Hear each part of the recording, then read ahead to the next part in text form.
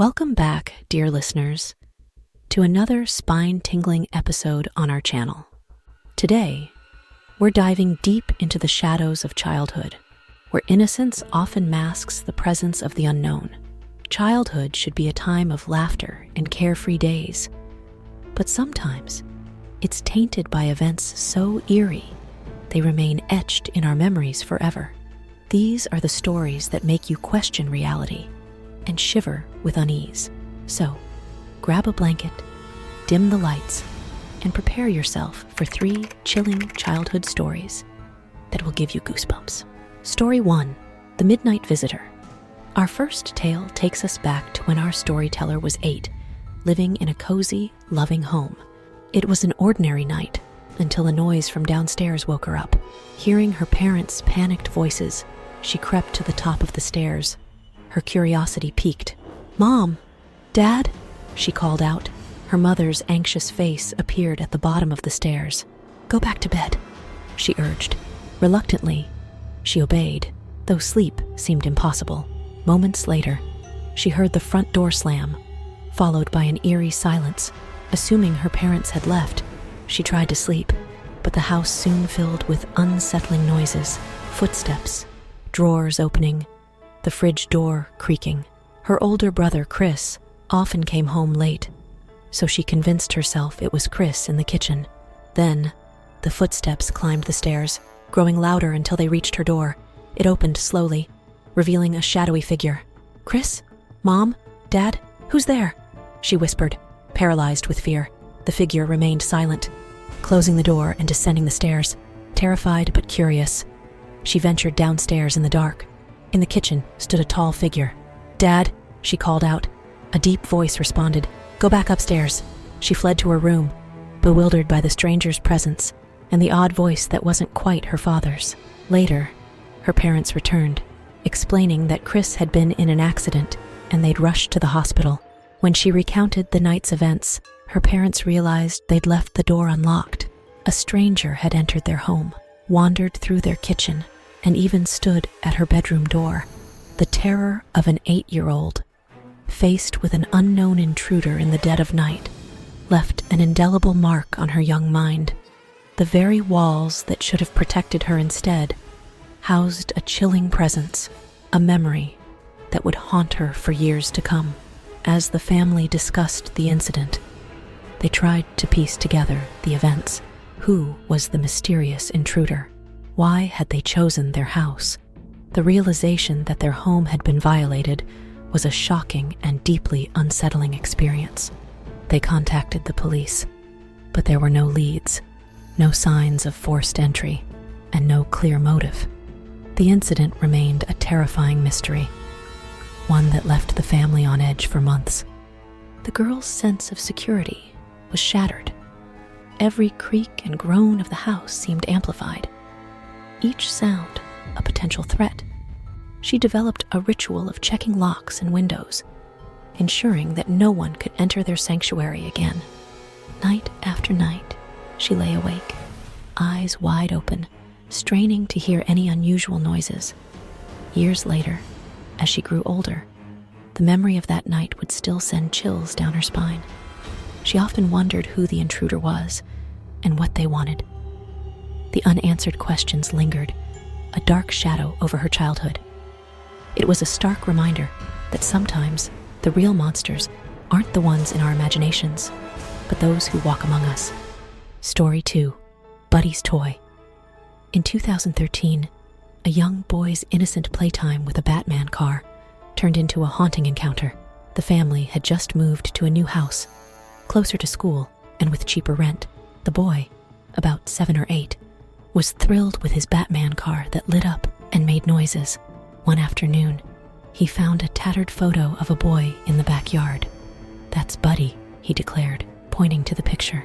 His family dismissed it, thinking he'd made a new friend. One night, his older sibling woke up to the sound of the Batman car. Annoyed, they went to scold the boy, but found him asleep, the toy lying on the floor. This became a nightly occurrence, with the toy activating by itself. The boy insisted it was Buddy playing with it. Curiosity turned to concern as they discovered no children in the neighboring houses. One night, the sibling and their sister, sleeping together out of fear, saw the toy move on its own, rolling past their door. Terrified, they ran to their parents, who dismissed it as a prank, but the boy insisted. Buddy did it. The toy was finally broken and discarded, but the disturbances continued. A kitchen appliance mysteriously flew across the room. The family, shaken and unnerved, began to question if Buddy was more than just an imaginary friend. The boy's fascination with Buddy grew, despite the eerie occurrences. He would often talk about Buddy, describing him in unsettling detail, as if he were a real person. The parents were torn between believing their son's vivid imagination and the strange incidents that seemed too real to ignore. As the days turned into weeks, the parents decided to delve deeper into the history of their new home. They discovered that the previous owners had a son who had tragically drowned in a nearby lake. His name was Buddy. The revelation sent chills down their spines. Could it be that the spirit of Buddy was reaching out to their son, using the toy as a conduit? The boy continued to play with the imaginary Buddy, who seemed very real to him. He spoke of games they played and secrets they shared, details that he couldn't have known. One day, while playing in the backyard, he found an old, rusty key buried in the dirt. Buddy says this is for the secret room, he told his parents. Skeptical but curious, they searched the house and discovered a hidden door in the basement, one that the key fit perfectly. Inside, they found old toys, children's books, and a dusty diary that belonged to Buddy. The diary detailed Buddy's life, his love for his Batman car, and his tragic end. The boys' descriptions matched the entries in the diary, confirming their worst fears. The family decided to perform a small memorial service for Buddy, hoping to bring peace to his restless spirit. They buried the diary and the broken Batman car in the backyard, saying a few words in remembrance. From that day on, the disturbances ceased. The boy no longer spoke of Buddy, and the house felt lighter, as if a heavy presence had finally been lifted. The experience left a profound impact on the family, a chilling reminder of the thin veil between the living and the dead. It was a story they would share with friends and family, always ending with a shiver and a silent prayer for Buddy's peace. Story 3. The Disturbing Neighbor. At 10, a young boy moved to a new town, starting fresh at a new school. Making friends was tough, but he soon met Dan, and later, a peculiar boy named Alex. Alex invited him over to his house to play video games. The house was in disrepair, cluttered with junk. They played for hours, but the boy felt uneasy around Alex. The next day, Alex showed up at his door again. This time, they played at the boy's house, but his discomfort grew. Soon, Alex's visits became frequent and intrusive. One night, the boy woke to find Alex in his room, having climbed through the window. He claimed his parents were fighting, and he needed a place to stay. Terrified, the boy ordered him to leave. His parents confronted Alex's family, but they were met with hostility and denial. Days later, Alex knocked on the boy's window at night, attempting to get in again. Ignoring him didn't work. Then, one night, the window shattered. Alex climbed through, and the boy screamed for his parents. His father chased Alex back home, demanding an explanation. The family paid for the broken window, and Alex never returned. The boy's parents considered calling the police, but chose to handle it quietly.